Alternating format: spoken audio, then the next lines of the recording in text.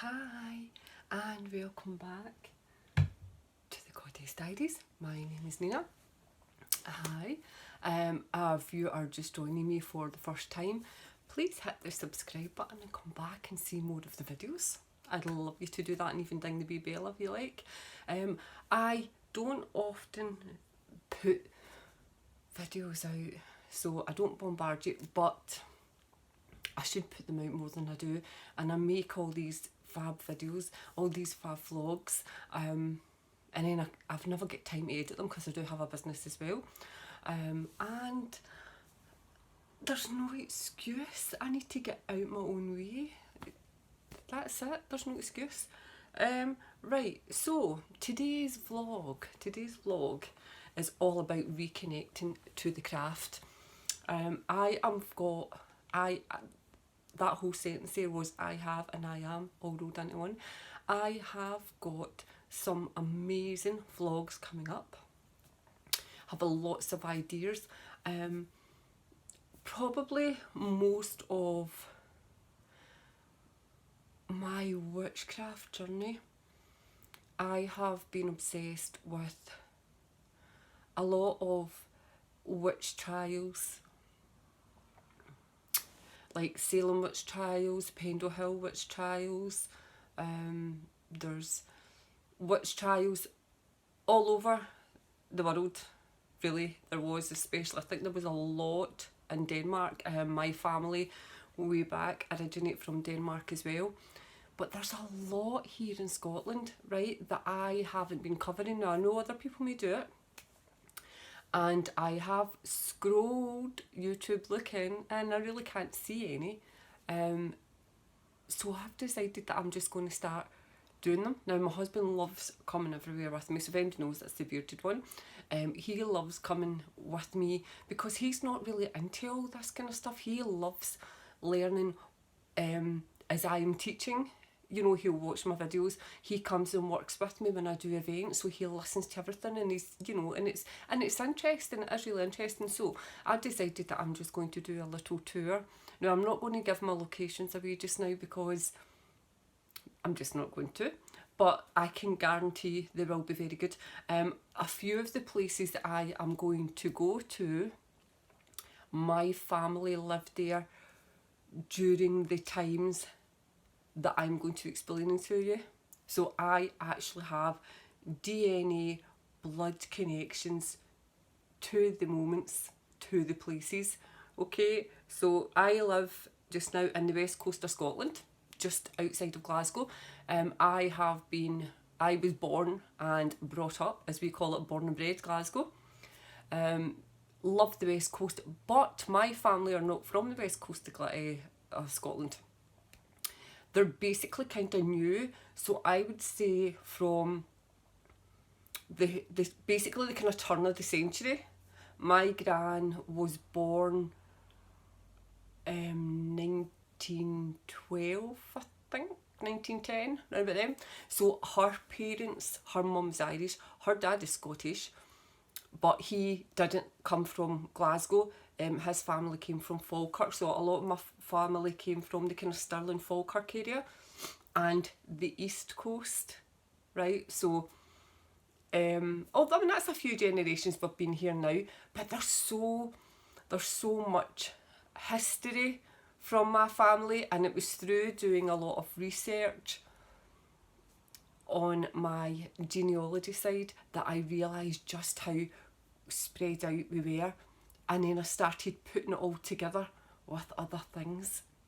So I've got loads of things coming up and I'm quite excited. My son is at uni. He does television production and he has a gaming channel on here. So if anybody's into horror gaming or anything, go to Bundicott. We plug for the son. Where you'll see me and him doing some gaming. I will share some on here as well, but we do have... I introduced my kids to horror films and gaming from a very young age. So what, you know, to each their own. So he's carrying on with the family tradition that I started. So he has set up a little production company called Tall Guy Productions, and he is going to be doing a lot of stuff on that, but he's going to be doing a lot of work with me as well on the channel, so I'm excited for that. Got a lot of things, like I say, planned. I'm going to be talking to a lot of people. I know a lot of people who are quite well known in the kind of crafting community, the witchcraft community, and just the spiritual and holistic community as a whole. So I want to get all their ideas, not their ideas, their ideas of how they think it should be. I want to get their insights into the kind of lives that they live in. I know that, you know, and I know a lot of really cool people, so I think you would enjoy it too. So anyway, I babbled on for 5 minutes, so let's get on with this vlog. Hit the subscribe button. Right, so reconnecting to witchcraft. Now, I have had a conversation with a few people. I've got my camera balanced. I've got my camera, sorry if it's a wee bit shaky, I'll try not to move. Got my camera on a tripod balanced on my bed. I've decided to come up here because this is like my wee safe place. This is where my altar and everything is, so I like to be up here if I'm doing some rituals and doing saging. I can't sage in my living room or do anything because I've got my wee Hecate the hamster. So now I'm sitting here and I'm not going to move. Right, so I've been having a conversation with quite a few people lately about witchcraft and Wicca. I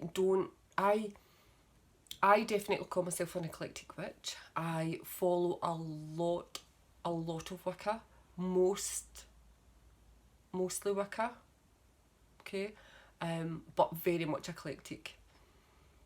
I also believe that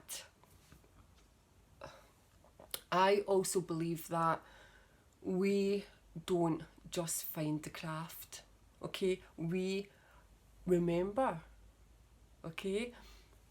So people have come to me, they come to me all the time because I do different events. They know my page and they'll message me and they'll just ask me different questions, and that's fine. Some people who are maybe studying something for university, and they'll come and they'll ask me about books, shows, opinions, different things like that. So I love chatting everything witchcraft and Wicca. So I do get some people come and they will say, oh, you know, I really felt so lost in my whole life, which I completely associate with because I was the same. I have kind of always known that I was a witch. Maybe didn't quite understand it all when I was younger, but definitely knew that I was completely different from everyone else. And this is something else that I can associate with the people who I have chatted with lately. They have felt extremely lost. Sorry, I have got such an itchy face, an itchy tickly face today. Every time I'm in my room, I really feel a lot of activity in this room, guys, but I'll make a whole other video about that. And there's an awful lot of activity in this house, but especially in my bedroom. So I always feel when I'm here, I can feel like touches and things, and my dog, you know, he'll kind of do that and all of a sudden start staring at different places, and he never usually bothers with anything or anybody. But anyway, get back to what I was talking about. When I have conversations, they'll kind of feel like they were extremely lost when they were growing up. Didn't feel like they fitted into family, very much like the black sheep of the family. They maybe got some social anxieties, and with that, I don't always mean that they were socially awkward. I think it's just that they didn't gel with the people that they were maybe involved with socially, and I was the same. Now, I had probably from the ages of 10 to from about 10 onwards, I had the same group of friends. We maybe didn't spend loads of time together throughout all the years, but we till this day still remain friends. We don't make no have seen them for years, but we still very much keep in touch and we're still friends. None of them were like me, so it made my heart happy over the past couple of years. One of my oldest friends is coming over to this side slowly, but she's doing it her way. She's never had a conversation with me about anything. We've never had a discussion. She's remembered. Now, when she first moved to where I lived, we instantly connected. There was just this there was just this connection, and we were just always friends, even when we maybe kind of, like, you know, like you kind of find another group of friends and you kind of hang around with them. We were always still friends. Never fell out. It was just such a weird relationship, friendship, but always friends. We just always got on, and I feel that kind of come, and that's really good. It's really nice. It's lovely to see her finding her way back onto the path. So another thing, maybe you've been growing up and you've not really connected with a lot of friends, so you do tend to spend a lot of time on your own, and that's something else that I did. But I, at the same time, hated being on my own. With me as well, I was such a horror fan. I loved everything horror as far back as I can remember. Have Marfan syndrome. Part of that is that I used to always get like hip and back pain. Terrible ear infections, ear pain, nerve pain, always this side, right back to as far as I can remember, and I'm probably about 3-5 years old. Always had this, so I spent a lot of time awake, and on the TV, I lived with my gran, and she would put on the TV, and it would always be the kind of like, this is the early 70s, and it would always be like all the black and white, like Frankenstein movies and Dracula movies and everything. So she would let me watch them, because even then she knew I was fascinated by these things, but it was the only thing that kept me quiet. Like, I would suffer a lot, but not when these films are on. So she learned very quickly just to let me do what I want and let me watch what I want, and I will be forever grateful for that woman, honestly. So that was my initiation into horror. Now, a lot of people that I have spoken to as well feel very much the same.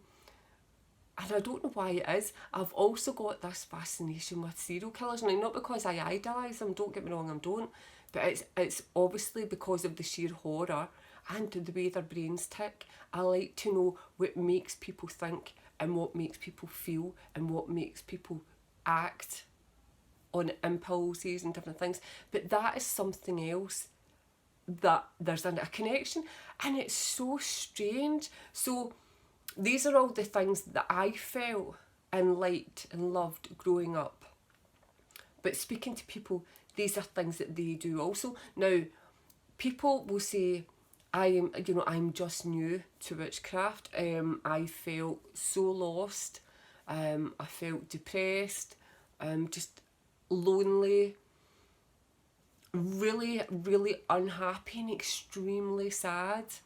And then for some reason I just found paganism, or they just found witchcraft, or they found Wicca, or they found crystals, or they found Reiki, which then doing some research on that brought up some, and and that's how it all works. You look up something and all these other things coming up. Thank goodness for the internet, because years ago I didn't have that. I would have to go to the library or go to bookshops, things like that, to try and find books for me to read that I was interested in, with all the metaphysical side, and it was quite hard. It was quite hard. Wasn't a great selection. So back onto this. So the conversations that I now have with people is this: you're not just new. You will never ever be new to witchcraft. What you're doing is you're remembering, okay? You are remembering the connection to the earth and connection to healing that was always there in other lifetimes. When you were younger, you probably did have memories of things. You may not have understood why you were doing things. You might not have understood why you were feeling things. Like, I've always been very empathic. I mean, like, so sensitive. I mean, could just look at me, or just someone could just walk past me in the street and I could cry, and I'm still very much like that today. I do try and block myself, but it is very, very hard. So these are things, this was all the things that your soul was trying to push to you for you to remember. about your craft. Remember that you were a healer. Remember your connection to the earth. You know, remember how to ground, and especially, you know, everyone that I know has always been a great, great lover of nature. We always loved to be either by the sea or in a woods, in the forest, and that was very much my life growing up as a child. Not so much by the sea. I hated the smell of seaweed. Could never go on day trips. I could smell it miles away and would start instantly throwing up. But I liked rivers. I liked lochs. I liked burns, streams, in a wood, in a forest. So I was very much that kind of person. And I always remembered, and I could always remember walking, you know, like having the same dreams. I would have repetitive dreams ever since I was a child till now. I would always have dreams of like a certain forest. I still have dreams now of a certain house, and I truly believe that I'm going to find that house one day. I dream about this house at least once a week, and have done for many, many, many years. And this specific forest, I've never walked in it, but I will know as soon as I do it. I also would used to dream about my husband since I was a teenager. I would always be married in my dream or with someone in my dream, and I would always be looking out this window, and it was like a gable end, which is like in Glasgow we would have a lot of like what would we call a close, but it was like a tenement building. So a gable end was the end one, so it would just be a wall, there wouldn't be any houses attached to it. But in my dream, in this gable end, there would be a bridge, you know, almost like a flyover, and underneath it there would be a car with this man sitting in the car, and someone would say, oh, there's your husband there, and I'd be like, my husband? I'm not married, you know. And I would look out this window and I would see this face, and I think that was so strange, and I would tell everybody about this dream, and I'd go, that's so crazy, until I met my husband, my now husband. And as soon as I seen him, I was like, you're literally the man from my dreams. I would know your face anywhere, and it completely blew me away. And when we met, we completely reconnected. We could have basically probably moved in and got married on the first day of meeting. That was just, our soul just connected, and it was the most amazing experience that I have ever experienced. And that is exactly what you experience when you're coming back to the craft. The minute that you open that door and you recognise yourself, you know, for the first time in your life, you've looked inside your soul, and you've listened to what your soul says. Always trust your soul, and always trust your soul journey. Your soul will never let you down. Your intuition will never let you down. Your soul knows where you've to go, okay? Your soul knows your life plan. Follow your soul, because it definitely knows the way, right? So I'm just going to be looking down at my wee notes, because I did make a few notes so that I wouldn't forget, and I think I've covered everything there. Another quick thing that I would say is, from the minute, if you're new to the craft, okay, if you're just new to remembering who you were, this is the perfect time to start journaling, okay? Now that's what we call our book of shadows. So I have the two that I am using just now is this one here. This one, obviously I'm not going to let you read this, but this one is very full. But I'll let you go here. So this one is like recycled paper, which I just think is amazing. Recycled paper. So this is one I am using just now, because I journal a lot and have done for many, many, many years. I've always written everything down for many years. Even before I realised that I was keeping a book of shadows, I was keeping a book of shadows. This is another one that I made myself. My bit of handiwork. So again, I just make sure I go past the bit of writing, because I write a lot in here.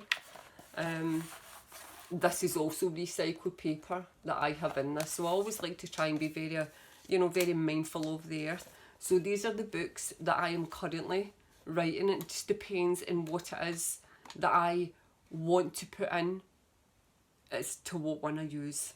Okay, I've sort of got spells in them. I've got spells in them. I have, that's just what I've wrote on the front. I have a laser. So that's how I made this one. So I have spells in this. I have maybe how I'm feeling that day. I very much flow with the new moon and the full moon. So depending on what the moon phase is and how I'm feeling it, I journal my moon path, okay, from a full moon right back full circle to full moon again, okay. So each moon phase I'll write down how I'm feeling, and by doing this it lets you find out, if you do, especially if you do it over a few months, it lets you find out what moon phase you most associate with, as in like, you know, how it affects you, okay. So obviously we ebb and flow, so this is how we will flow with the moon. So it just lets you kind of find out that. It lets you figure out what kind of how the retrogrades phase you. Retrogrades never affect me the same way that everybody else seems to be affected. So it's not what someone writes down is always their idea. So please always remember that, because someone said this is how you should be feeling on a retrograde, it doesn't mean that is how you should be feeling, okay. That's how they think you should, because that's how they feel, okay. So always remember that. I never get affected the same way anyone else does. What else do I put in my journal? My day-to-day thoughts and feelings, anything that I'm going through, anything that I find out about, anything that I'm interested in, because you're always learning. You're always learning. In here also, I would make a list, and I always have my list at the back of the book, with all the things I want to find out more information on. I'm very much a goddess worshipper. I love Celtic goddesses. I constantly call on them and work with them. If they choose to work with me, I don't make any goddess work with me. I love working with the fairies. Again, I will put out my intention, and if they choose to come and work with me, that's okay. And if they don't, and that's it. Really, I'll work with whoever wants to work with me. I love meditating, so I will also, in this one, put in here my thoughts and feelings on that day's meditation, how it affected me, what kind of mood that was in. I'm going through early menopause as well, so my moods are always kind of like that anyway. I'm coming out the other side, thankfully. But I always keep a note of that, because I always make sure that it's definitely how I'm feeling for one way and not how I'm hormonally feeling. So I try and separate them, so by following that. Anyway, that bit's for the women. In this one, I have spells that I have made up, that I have been working on. So I have my own spells in here. I have the different herbs that I've used with each spell. So this is what your Book of Shadows really comes in handy for. Herbs, if you want to make a spell for abundance, you would put in here what you want to achieve from the spell, so that you always know what you're doing. You're always on a wee path, and you're always on a journey, okay? What kind of spell it is you want to do, what you want to achieve from it. Write down your spell, write down the crystals that you've worked with, and write down the herbs and oils that you've worked with. How did that spell make you feel? What was your outcome of that spell? And if you feel as if there was something that you want to change, then, put under it your changes, but always keep your original one. Always kind of just go back to it, because you depending on the moon phase, the time, depending on that time in the month, you may want to go back to your original one, but you will soon figure all that out for yourself, okay? In my Book of Shadows, I write also about the goddesses that I work with. So goddesses, spells, different potions that I've made for different things, different tinctures that I've made for different things, some pictures, maybe a wee tarot card. What else? Oh, look, but so you're basically everything goes in these Alright, so always remember, we'll tie this up now and keep it a bit short-ish. Always remember to write in your journals, okay? Keep your Book of Shadows up to date, because it's very handy. As soon as you think of anything, put it in. I always have a little notepad that I keep in my bag as well, so that I remember, and my notes on my phone is full. Crystals. Not every witch is as obsessed about crystals as maybe others. Now, I love my crystals and I love working with crystals. Every witch does. But I don't have an absolute ton. I'm not obsessed with crystals. I only buy the crystals that I feel drawn to. I won't just go, oh, I think I'll go crystal shopping. If I feel that I need a certain crystal for something, then I will go and get that. The crystals that I love, that I probably work with all the time, is selenite, amethyst, citrine, and tiger's eye. That is like the ones that I constantly use. This is just one of the selenite towers. Just make sure you never, if you've got that on your altar and you're going to be doing any kind of rituals, make sure you don't drip any water on it, because you know it will just disintegrate. And my little cluster of amethyst. I don't know if I said amethyst, I think I did. And I've always got my amethyst here as well. Okay, so and I use this like a manifesting stone, you know, so every time, like a gratitude stone, so every time I touch it, I will always say something that I'm grateful for. So that is many times throughout the day, even if I'm outside, and someone will say, oh, I absolutely love this, and I automatically touch it because I've said that. So in my head, I'm saying something that I'm grateful for while I'm having this conversation with people. So that's just something that I do all the time. So crystals, Book of Shadows, reconnecting, your soul's journey. Look up the internet, or go and get some books on, you know, like your soul plan, your soul journey, reconnecting with the earth. There's lots of books out there that you can go. I will maybe do another book video. The last book video that I did seems to have done quite okay.